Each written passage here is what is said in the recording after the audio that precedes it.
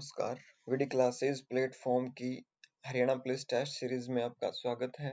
ठीक है, देखिएगा भाई, अपनी जो टेस्ट सीरीज जो है वो चली हुई है और आप लोग अपना जो योगदान है अपनी क्लास को भाई पूरा तरीके से दे रहे हैं। आप लोगों को भी पता होगा कि ये जो टेस्ट सीरीज है, इस टेस्ट सीरीज के अंदर जो जितने भी क्वेश्चंस हम आपके सामने लेके आ रहे हैं, सारे के सारे क्वेश्चन जो है वो सिलेक्टेड क्वेश्चंस हैं और सारे के सारे या तो किसी एग्जाम में पूछे जा चुके हैं या फिर आगे पूछे जाने की संभावना है। इस तरीके की जो टेस्ट सीरीज है वो हम आपके सामने लेके आए हैं। ठीक है, तो अपनी क्लास को भाई ज्यादा से ज्यादा टाइम जो है वो जरूर देना और हरियाणा जीके या फिर Haryana police test series VD classes की तरफ से जो आपको प्रोवाइड करवाई जा रही है, ये फ्री ऑफ कॉस्ट है। और अपनी इस सीरीज को भाई ध्यान से पढ़ना। ठीक है, बढ़ते हैं अपनी आज की सीरीज की तरफ। देखना भाई, आज की सीरीज का जो पहला क्वेश्चन है वो आता है अपना, हरियाणा के कितने जिले, ठीक है भाई, क्या बताया, हरियाणा के कितने जिले अपना स्थापना दिवस 1 नवंबर को मनाते हैं। देखना भाई, ये जो क्वेश्चन है जब हम स्टार्टिंग में पढ़ते हैं तो हम सभी को पता होता है कि 1 नवंबर 1966 जो है इस दिन अपना हरियाणा बना था। और जिस दिन अपना हरियाणा बना उस दिन अपने पास 7 जिले जो है वो हुआ करते थे। ठीक है भाई, हरियाणा के स्थापना के समय कितने जिले हुआ करते थे? 7। लेकिन जब हमारे पास ये क्वेश्चन आता है कि कितने जिले अपना स्थापना दिवस 1 नवंबर को मनाते हैं, तो अपना आंसर जो है वो 7 ना होकर अलग होता है। ठीक है भाई, तो वो अलग क्या होता है वो चीज हमें यहाँ पे देखनी है। ठीक है भाई, सीखनी है और समझनी है। अब देखिए, यहाँ पे जब हम बात करते हैं तो कितने जिले अपना स्थापना दिवस 1 नवंबर को मनाते हैं, तो सुनना भाई, 1 नवंबर 1966 को हरियाणा के अंदर 7 जिले बने थे, जबकि 1 नवंबर 1989 को अपने हरियाणा के अंदर, ठीक है भाई, 4 जिले और बने हैं। कितने जिले और बने हैं भाई? 4 जिले। तो भाई ये साल ही तो अलग है, यहाँ पे तारीख तो वही है 1 नवंबर जो अपने क्वेश्चन में पूछी है कि अब कितने जिले अपना स्थापना दिवस 1 नवंबर को मनाते हैं। तो भाई 7 और 4 जो है वो जिले कितने हो गए? टोटल 11 जिले हो गए।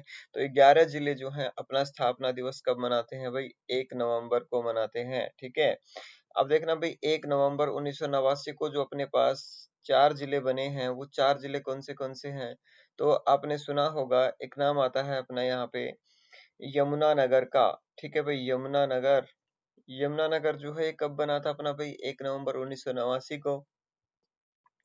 कल हमने बात की थी पानीपत के बारे में। पानीपत जो है ये भी कब बना था अपना? 1 नवंबर 1989 को। और कैथल की अगर हम बात करते हैं तो कैथल भी अपना 1 नवंबर 1989 को बना। और रेवाड़ी जो जिला है अपना, ये भी कब बना भाई? 1 नवंबर 1989 को। ठीक है, ये चारों के चारों जो जिले हैं ये 1 नवंबर को बने हैं। कब भाई? 1989 के अंदर।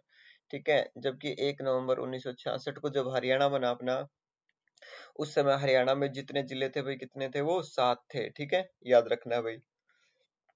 नेक्स्ट क्वेश्चन अपना, हरियाणा में सबसे प्राचीन मंदिरों का गांव किसे कहा जाता है? ठीक है भाई, देखना भाई, हरियाणा के अंदर सबसे प्राचीन जो मंदिर हैं उन मंदिरों का एक गांव कहा जाता है। मतलब हरियाणा का एक गांव है, उस गांव को प्राचीन मंदिरों के गांव के नाम से संज्ञा दी गई है। क्यों दी गई है भाई? क्योंकि उस गांव के अंदर जो मंदिर है वो प्राचीन है और सारे के सारे फेमस जो है वो मंदिर है वहां पे। ठीक है, तो देखना भाई, यहाँ पे जब हम बात करते हैं तो प्राचीन मंदिरों का गांव जो कहा जाता है वो किसे कहा जाता है?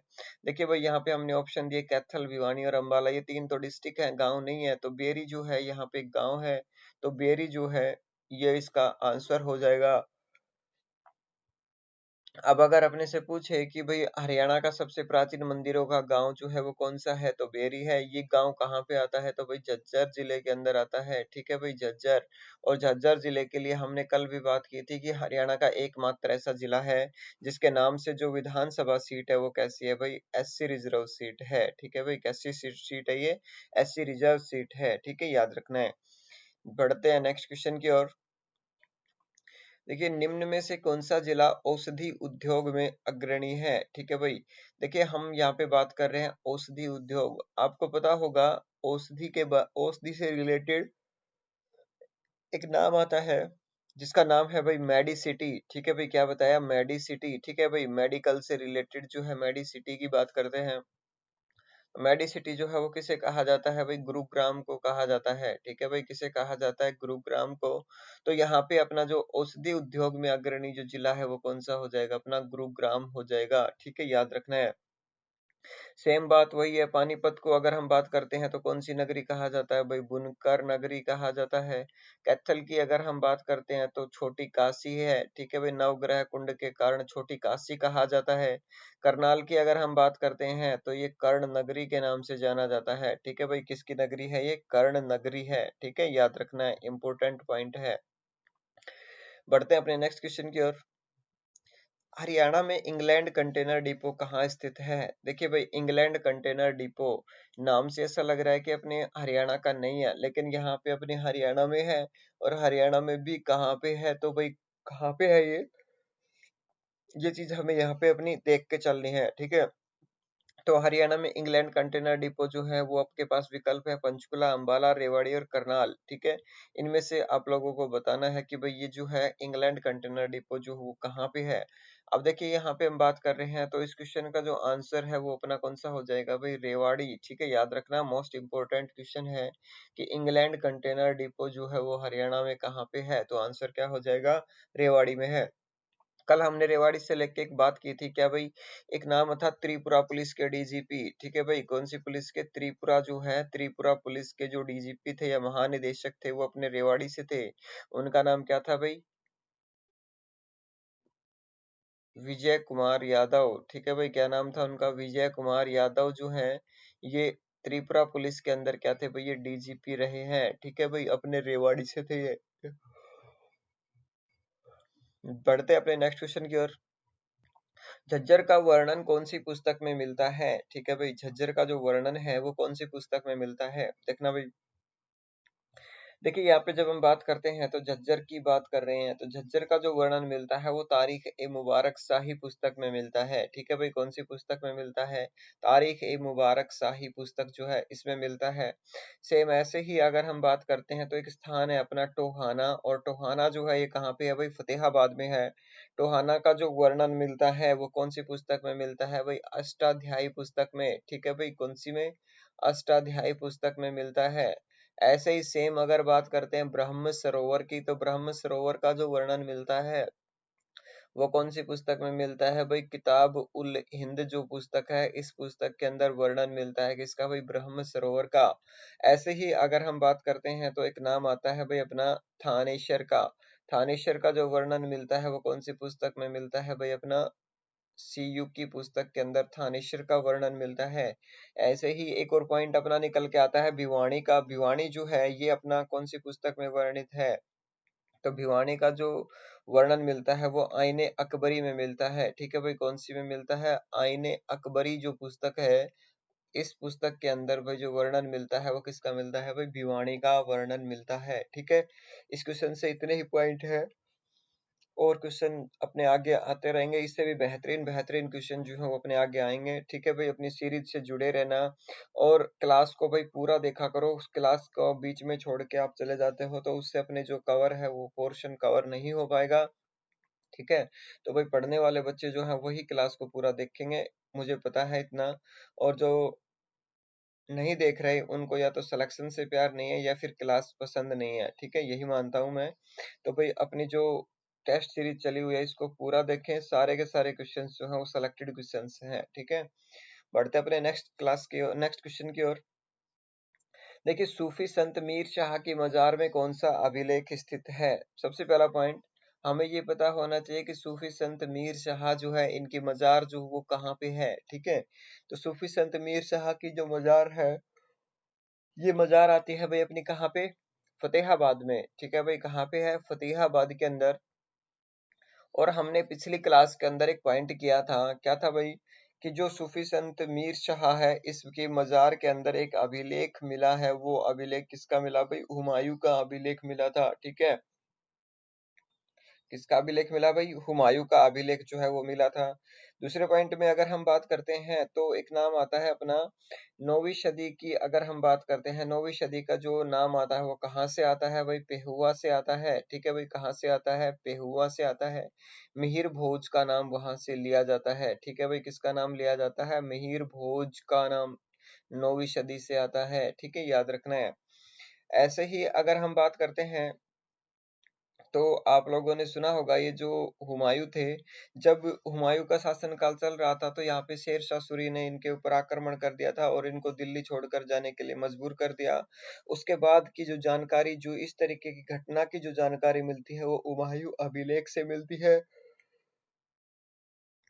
और ये जो हुमायूं अभिलेख है, इसका ये जो कहाँ पे है भाई, हुमायूं अभिलेख सूफी संत मीर शाह की मजार के प्रांगण में है, ठीक है भाई। उसके जो मैदान है, आंगन है उसका, उसके प्रांगण के अंदर ये जो हुमायूं अभिलेख है वो स्थापित है, ठीक है, याद रखना, स्थित है। बढ़ते हैं अपने नेक्स्ट क्वेश्चन की ओर। देखना भाई, यहाँ पे जब हम बात कर रहे हैं तो ये वाला क्वेश्चन हम वेरी वेरी और मोस्ट इंपोर्टेंट क्वेश्चन के अंदर इसको शामिल करते हैं, ठीक है भाई। किस क्वेश्चन के अंदर? मोस्ट इंपोर्टेंट क्वेश्चन के अंदर। कैसे भाई? देखना भाई, हर्षवर्धन जो है ये वर्धन वंश के एक प्रमुख राजा रहे हैं और इनसे रिलेटेड क्वेश्चन अपनी एचएसएससी जो है वो लगभग हर एग्जाम में पूछती है। तो यहाँ पे बताया कि हर्षवर्धन की जो सेना थी उसमें हाथी सेना के अध्यक्ष को क्या कहा जाता था, ठीक है। हाथी सेना का जो अध्यक्ष था उसको क्या कहा जाता था भाई? कुटुक के नाम से जानते थे, ठीक है भाई। किस नाम से जानते थे उसको? कुटुक के नाम से जानते थे। अब देखिए यहाँ पे हमने ऑप्शन दिए हैं भंडी।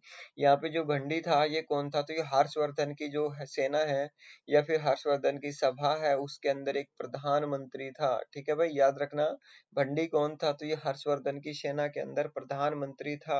ऐसे ही अगर परमेश्वर की बात करते हैं तो आप लोगों ने सुना होगा कि 639 ईस्वी के अंदर हर्षवर्धन का पुलकेशिन द्वितीय के साथ, ठीक है भाई, हर्षवर्धन का पुलकेशिन द्वितीय के साथ जो युद्ध हुआ, ठीक है भाई, पुलकेशिन द्वितीय के साथ जो युद्ध हुआ, उस युद्ध में जो जीता था वो कौन जीता था भाई? पुलकेशिन द्वितीय। पुलकेशिन द्वितीय भाई युद्ध में जीतने के बाद स्वयं को परमेश्वर की उपाधि दी थी, ठीक है भाई। तो याद रखना भाई, स्वयं को परमेश्वर की उपाधि देने वाला जो राजा था या फिर आक्रमणकारी था वो कौन था? तो नाम आता है किसका भाई? पुलकेशिन द्वितीय का, जो वातापी चालुक्य वंश से रिलेटेड था, ठीक है।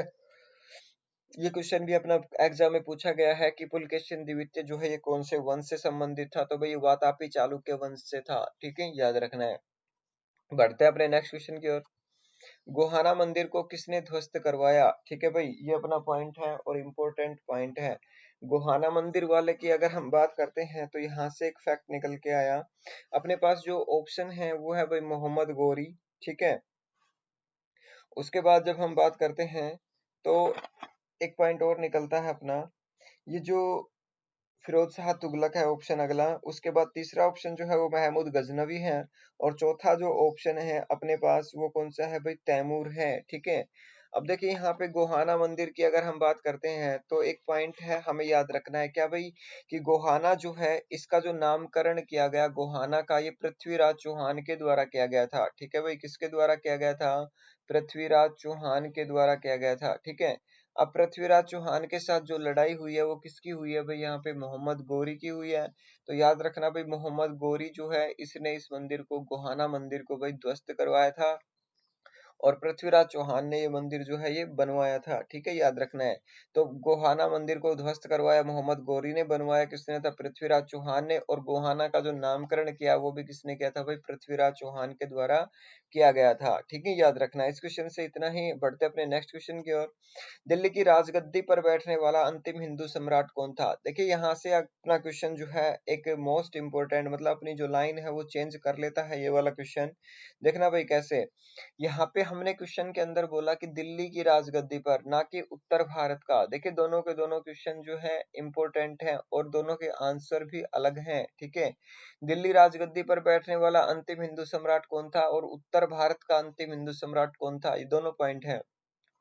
देखिए दिल्ली की राजगद्दी पर बैठने वाला जो अंतिम हिंदू सम्राट था वो कौन था? तो भाई हेमचंद्र विक्रमादित्य था, ठीक है, याद रखना। दिल्ली की राजगद्दी पर बैठने वाला जो अंतिम हिंदू सम्राट था वो कौन था? हेमू था। दूसरे पॉइंट में हम बात करते हैं तो यहाँ पे एक नाम आया उत्तर भारत का अंतिम हिंदू सम्राट कौन था? तो उत्तर भारत का अंतिम हिंदू सम्राट हर्षवर्धन था। दोनों के दोनों जो फैक्ट हैं इंपॉर्टेंट हैं, याद रखना है। हेमचंद्र विक्रमादित्य, ये वही हेमचंद्र विक्रमादित्य है जिन्होंने अकबर के साथ लड़ाई की थी। ठीक है भाई, किसके साथ? अकबर के साथ लड़ाई की थी। और उसके बाद फिर ये उस युद्ध के अंदर भाई घायल हो गए थे, और घायल उसको आगे घायल जो हेमू था उसको अकबर के सामने बंदी बना कर ले जाया गया, और वहां उसकी दोनों आंखें फोड़ दी गई और उनको वहां पे मार दिया गया, वो वहां पे शहीद हो गए थे। ठीक है भाई, याद रखना है। अब देखिए यहाँ से दोनों के दोनों क्वेश्चन अपने भाई मोस्ट इंपोर्टेंट है, याद रखना है। वैसे अपने हेमचंद्र विक्रमादित्य की अगर बात करते हैं तो हेमचंद्र विक्रमादित्य का जो संबंध है वो रेवाड़ी से रहा है। ठीक है भाई, कहाँ से रहा है? रेवाड़ी से रहा है। ठीक है, याद रखना है भाई। पढ़ते हैं अपने नेक्स्ट क्वेश्चन की ओर। हरियाणा की बेटी कल्पना चावला के नाम से किस देश में स्पेस क्राफ्ट जो है वो स्थापित हुआ है? देखना भाई, अपने यहाँ पे हरियाणा की एक बेटी है जिसका नाम कल्पना चावला है, इनके नाम से एक स्पेस क्राफ्ट स्थापित हुआ, वो भारत में ना होकर किसी दूसरे देश के अंदर स्थापित हुआ है, तो वो देश कौन सा है? ठीक है भाई, सबसे पहला पॉइंट हमें कल्पना चावला के बारे में पता होना चाहिए कि इनका जो संबंध है वो कहाँ से है भाई? कुटेल गांव से है।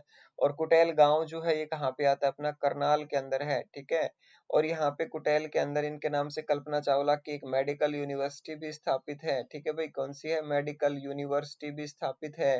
दूसरा पॉइंट, कल्पना चावला के नाम से एक तारामंडल भी स्थापित है, और वो जो तारामंडल स्थापित है वो कहाँ पे? अपना भाई कुरुक्षेत्र जिले के अंदर है। ठीक है, तारामंडल की अगर बात करते हैं तो वो कुरुक्षेत्र में है। मेडिकल यूनिवर्सिटी कुटेल गांव के अंदर है जो करनाल के अंदर आता है, याद रखना है। और दूसरे पॉइंट में अगर बात करते हैं तो ये अमेरिका जो है, अमेरिका की तरफ से, ठीक है भाई, अमेरिका जो है देश है अपना, अमेरिका की तरफ से ये उसमें अंतरिक्ष के अंदर गई थी भाई। तो वहां पे क्या था कि जो वहां अमेरिका के अंदर जो स्पेस क्राफ्ट स्थापित हुआ है, तो अमेरिका ने जिसका जो नाम दिया वो किसके नाम से दिया है भाई? कल्पना चावला के नाम से दिया है। ठीक है भाई, याद रखना है। मोस्ट इंपोर्टेंट क्वेश्चन है ये। ठीक है भाई, मोस्ट इंपोर्टेंट जो क्वेश्चन है ये वो है। ठीक है, और सारे के सारे, मैं ये नहीं कह रहा कि यही इंपॉर्टेंट क्वेश्चन है, अपनी सीरीज के अंदर जितने भी क्वेश्चन है सारे के सारे मोस्ट इंपॉर्टेंट क्वेश्चन है। ठीक है, देखना भाई, अपनी जो सीरीज है इस सीरीज के अंदर किसी भी तरीके की कोई भी आप अगर अगर इंक्वायरी लेना चाहते हैं तो अपना जो ज्वाइन टेलीग्राम चैनल है इसको ज्वाइन करिए। दूसरा पॉइंट, हम बात करते हैं वीडी क्लासेस यूट्यूब चैनल जो है इसको शेयर सब्सक्राइब और लाइक जरूर करना। और आपको नोट्स प्राप्त करने के लिए आज ही अपना टेलीग्राम चैनल जो है वो, और या फिर ताजा अपडेट्स के लिए व्हाट्सएप ग्रुप जो है वो दोनों ज्वाइन करना चाहिए। ठीक है भाई, और इनको जो ज्वाइन करने के लिए अगर हम बात करते हैं, टेलीग्राम चैनल जो है ये अपना वीडी क्लासेस के नाम से अपना जो है ये मिल जाएगा।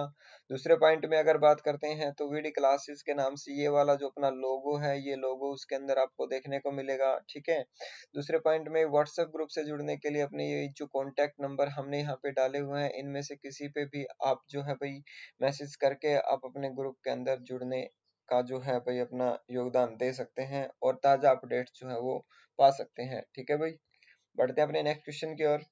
हरियाणा में अब सीएम फ्लाइंग की तर्ज पर किस मंत्री का दस्ता बनाया जाएगा? ठीक है भाई, सीएम फ्लाइंग जो है हरियाणा के जो मुख्यमंत्री है उनकी जो फ्लाइंग बोलते हैं सीएम फ्लाइंग, इस सीएम फ्लाइंग की तर्ज पर, उसी तर्ज पर सेम एक मंत्री जो है उसका दस्ता बनाया जाएगा। तो वो कौन से मंत्री का है? तो भाई उस क्वेश्चन का अपना जो आंसर हो जाएगा वो हो जाएगा गृह मंत्री का। ठीक है, याद रखना। और गृह मंत्री जो हैं इनकी भी अब जो फ्लाइंग होगी वो सीएम फ्लाइंग की तर्ज के तहत ही यहाँ पे बनाई जाएगी, और मोस्ट इंपोर्टेंट पॉइंट है। ठीक है भाई, नेक्स्ट है अपना, हरियाणा के कानूनों से किस शब्द को हटाने का फैसला लिया गया है? देखिए भाई, हरियाणा के अंदर अलग से कानून जो है, जितने भी कानून बन रहे हैं उन सभी के अंदर से यहाँ पे भाई एक शब्द जो है वो हटाने का फैसला लिया गया है। तो वो शब्द कौन सा है, उस शब्द के बारे में हमें यहाँ से भाई पता करना है। ठीक है, देखना भाई, हरियाणा के अंदर जितने भी कानून अब नए बने हैं या फिर पुराने वाले हैं उन सभी के अंदर से एक वर्ड जो हटाने का फैसला लिया है वो कौन सा है भाई? पंजाब। ठीक है भाई, पंजाब वर्ड जो है उसको हटाएंगे। अब केवल और केवल एक ही नाम यहाँ पे मिलने वाला है, वो कौन सा है भाई? अपना हरियाणा। ठीक है, हरियाणा और पंजाब साथ नाम लिया जाता है, तो यहाँ पे भाई हरियाणा और पंजाब ना लेकर अब सिर्फ और सिर्फ नाम होगा वो किसका होगा? हरियाणा का होगा। ठीक है, याद रखना है। नेक्स्ट क्वेश्चन, और ये अपना एचएसएससी के द्वारा पूछा गया हुआ क्वेश्चन है। ठीक है भाई, एचएसएससी के द्वारा पूछा जा चुका है ये क्वेश्चन। रणदीप हुड्डा का संबंध किस क्षेत्र से है? ठीक है भाई, देखिए, ज्यादातर हुड्डा फैमिली की बात करते हैं तो सारे के सारे राजनीति से रिलेटेड हैं, लेकिन रणदीप हुड्डा की बात करते हैं तो ये फिल्म जगत में काम करते हैं, अभिनय के क्षेत्र में ये जो है भाई काम करते हैं। ठीक है, आपने सुना होगा वो खर्च करोड़ वाला गाना, ठीक है भाई। खर्च करोड़ वाला जो गाना है, उस खर्च करोड़ गाने के अंदर जो लीड करते हैं वो कौन करते हैं भाई? यहाँ पे रणदीप हुड्डा ही करते हैं, ठीक है, याद रखना है। इनका संबंध किस क्षेत्र से है? तो भाई राज इससे अपना जो अभिनय से इनका संबंध है, ठीक है, राजनीति से नहीं है। अब अगला है भाई, हरियाणा के किस स्थान को हनुमान जी की जन्मस्थली माना जाता है? ठीक है भाई, देखना यहाँ पे हम बात करते हैं तो एक नाम आता है हनुमान जी का, जहाँ पे जन्म स्थान है वो उससे कोरिलेट करते हुए एक नाम आता है अंजन स्थली गांव, ठीक है भाई, अंजन स्थली गांव। ये अंजन जो स्थली गांव है, ये हनुमान जी की जो माता थी जिनका नाम अंजना था, उनका गांव है, ठीक है भाई। माता अंजना का जो गांव है वो कौन सा है? अपना अंजन स्थली गांव। और इसी गांव के अंदर भाई हनुमान जी जो है इनका जन्म हुआ था। दूसरे पॉइंट में बात करते हैं, जो अंजन स्थली गांव है ये कहाँ पे है? तो भाई ये कहाँ पे आता है? अपना कैथल के अंदर आता है, याद रखना है। दूसरे पॉइंट में यहाँ पे हनुमान जी के साथ साथ रावण की भी अगर बात करते हैं, रावण, ठीक है भाई, रावण का भी जो जन्म स्थान माना जाता है वो अपना कैथल जिले के अंदर ही माना जाता है। दूसरे पॉइंट में कैथल जो है इसके अंदर रावण के क्या थे भाई? ननिहाल थी, ठीक है भाई, याद रखना। रावण की जो ननिहाल थी वो कहाँ पे थी? कैथल के अंदर थी, ठीक है, याद रखना है। उसके बाद है हरियाणा में सूर्य देव को समर्पित झील कौन सी है? तो भाई हरियाणा में सूर्य देव को जो समर्पित झील है वो झील कौन सी है? तो भाई समर्पित झील की अगर बात करते हैं तो यहाँ पे नाम आता है सूरजकुंड झील का। तो सूरजकुंड झील जो है ये अपनी कहाँ पे है भाई? फरीदाबाद के अंदर है। ये सूर्य देव को समर्पित झील है, ठीक है भाई, याद रखना है। और यहाँ पे एशिया का सबसे बड़ा हस्तशिल्प मेला जो है उसका आयोजन किया जाता है, जहाँ पे विभिन्न देशों के शिल्पी जो है आके अपनी कला का प्रदर्शन करते हैं, ठीक है भाई, याद रखना है। और इस हस्तशिल्प मेले की जो शुरुआत हुई है वो 1987 से हुई है, ठीक है भाई। और इस मेले के अंदर हर बार कोई ना कोई फोकस स्टेट या फिर फोकस कंट्री जो है यहाँ पे भाई बनाई जाती हैं, जिससे कि क्या हो कि विभिन्न राज्य और विभिन्न देशों की जो संस्कृति है उसके बारे में लोगों को जानकारी मिल सके, इसलिए यहाँ पे वही थीम राज्य और थीम जो देश है वो बनाए जाते हैं, ठीक है, याद रखना है। अब बढ़ते हैं अपने दमदमा झील। दमदमा झील की अगर बात करते हैं तो ये कहाँ पे आती है भाई? अपनी सोहना के अंदर आती है। और सोहना कौन से जिले में आता है? गुरुग्राम के अंदर आता है, ठीक है भाई। सोहना कौन से जिले में है? गुरुग्राम के अंदर। सनीसा झील की बात करते हैं तो सनीसा झील जो है ये अपनी कहाँ पे आती है? कुरुक्षेत्र के अंदर आती है, ठीक है भाई, कुरुक्षेत्र के अंदर, जहाँ मारकंडा और सरस्वती नदी जो है वो दोनों आपस में मिलती हैं, ठीक है भाई। मारकंडा और सरस्वती नदी जो है ये दोनों आपस में मिलती हैं यहाँ पे, कहाँ पे भाई? सनीसा झील के अंदर, ठीक है। तिलियर झील की बात करते हैं तो तिलियर झील जो है वो कहाँ पे आती है? अपनी भाई रोहतक जिले के अंदर आती है, ठीक है भाई। तिलियर झील कहाँ पे है? रोहतक में है, ठीक है। नेक्स्ट क्वेश्चन, हरियाणा में फुलकारी शब्द का क्या अर्थ है? देखना भाई ये वाला क्वेश्चन अपना बार बार एग्जाम में पूछा जा चुका है कि फुलकारी जो है ये क्या है, ठीक है। हरियाणा में क्वेश्चन अपना इस तरीके से मिलता है, हरियाणा शब्दावली में फुलकारी शब्द का क्या अर्थ है, या फिर हरियाणा में फुलकारी शब्द का क्या अर्थ है? तो भाई फुलकारी जो वर्ड है ये अपना एक सोल बनाने की कला है, ठीक है भाई, याद रखना। फुलकारी का जो नाम आता है वो किसके लिए आता है? एक सोल बनाने की कला है, ठीक है, याद रखना है भाई। नेक्स्ट अपना गौकर्ण तालाब हरियाणा में किस स्थान पर है? देखना भाई, गौकर्ण, यहाँ पे कर्ण का नाम लेके अगर हम बात करते हैं तो ज्यादातर नाम कहाँ से आता है? करनाल से आता है, ठीक है भाई। कर्ण का नाम ज्यादातर कहाँ पे आता है? करनाल, क्योंकि कर्ण नगरी की बात करते हैं तो अपना आंसर करनाल हो जाएगा, ठीक है, इस तरीके से।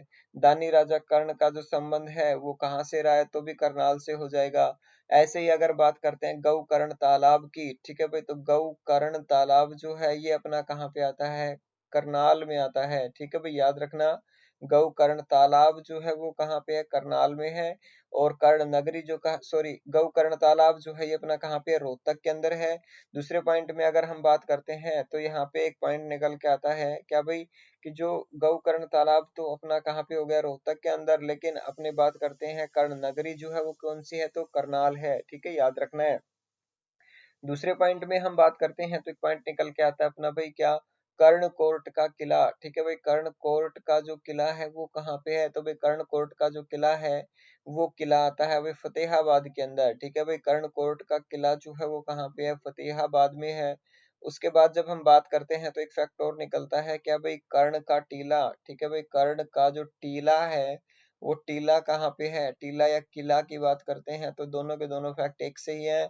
यहाँ पे कर्ण का टीला या किला जो है वो कहाँ पे आता है भाई, अपना कुरुक्षेत्र जिले के अंदर आता है। ठीक है भाई, याद रखना। कर्ण का टीला पूछे तो कुरुक्षेत्र हो जाएगा।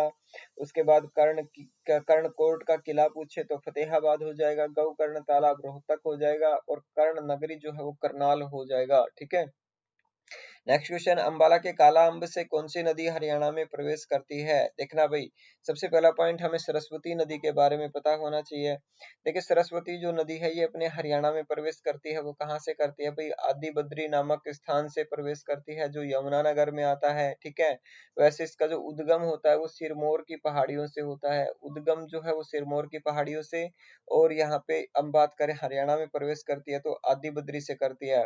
टांगरी नदी की बात करते हैं तो टांगरी का उद्गम होता है वो मोरनी हिल्स से होता है। और ये हरियाणा में ही बहती है। ठीक है भाई, हरियाणा में ही इसका जन्म होता है और हरियाणा में ही ये दूसरी नदी के अंदर समा जाती है। ठीक है।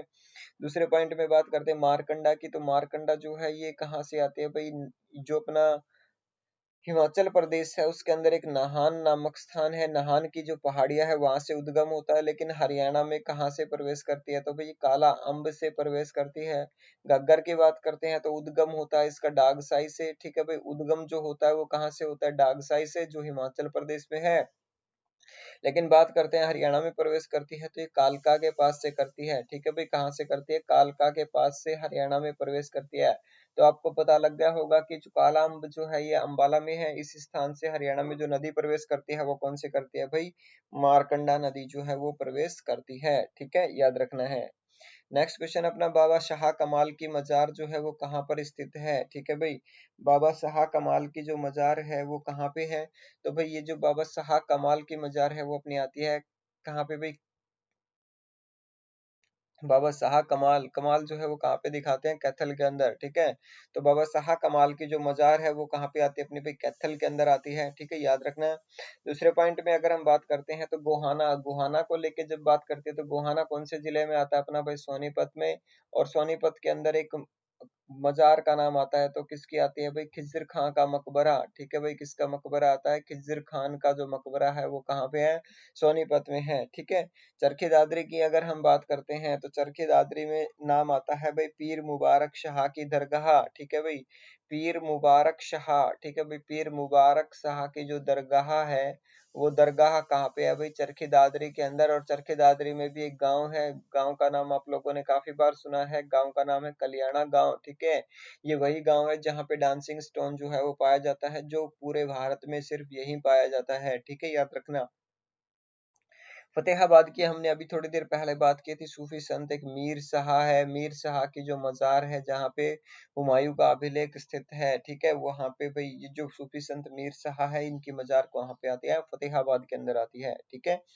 बढ़ते अपने नेक्स्ट क्वेश्चन की ओर, हरियाणा में चक्रवर्ती झील कहाँ पर स्थित है? ठीक है भाई, हरियाणा में चक्रवर्ती झील जो है वो कहाँ पे आती है अपनी भाई? करनाल जिले के अंदर आती है। मोस्ट इंपोर्टेंट पॉइंट है और एग्जाम में पूछा जा चुका क्वेश्चन है। ठीक है भाई, कि चक्रवर्ती झील जो हरियाणा में है वो कहाँ पे है? तो करनाल जिले के अंदर है। याद रखना है, मोस्ट इंपोर्टेंट पॉइंट है। ऐसे ही जब हम बात करते हैं कुरुक्षेत्र की, तो कुरुक्षेत्र के अंदर जो झील है उसका नाम क्या आता है भाई? ब्रह्म सरोवर झील है। ठीक है भाई, कौन सी झील बताई? ब्रह्म सरोवर झील जो है वो है। तिलियर झील की बात करते हैं तो तिलियर झील जो है वो कहाँ पे है भाई? अपनी रोहतक के अंदर है। ठीक है, याद रखना है। ये दोनों के दोनों पॉइंट जो है ये भी अपने लिए इंपॉर्टेंट हैं और दोनों के दोनों क्वेश्चन जो है वो एग्जाम में पूछे जाते हैं और जा भी चुके हैं। ठीक है। हम दोबारा से रिपीट कर रहा हूँ भाई, किसी भी तरीके की कोई भी इंक्वायरी के लिए अपना जो टेलीग्राम चैनल है उसको ज्वाइन करें। वीडी क्लासेस के नाम से जो यूट्यूब चैनल है उसको भी भाई अपना जो है शेयर सब्सक्राइब और लाइक जरूर करें। नोट्स प्राप्त करने के लिए हमने यहाँ पे टेलीग्राम चैनल और व्हाट्सएप ग्रुप जो बनाया हुआ है।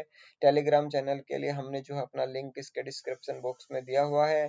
और व्हाट्सएप ज्वाइन करने के लिए अपने जो कॉन्टैक्ट नंबर हैं वो अपने यहाँ पे हमने दिए हुए हैं। किसी भी नंबर पे आप मैसेज करके आप अपने ग्रुप के अंदर पे हिस्सा ले सकते हैं, जिससे कि आपके पास ताज़ा अपडेट्स जितनी भी हमारे पास हैं वो सारी ताज़ा अपडेट्स आप तक पहुँच सके। ठीक है भाई, आज के लिए इतना ही। Thank you.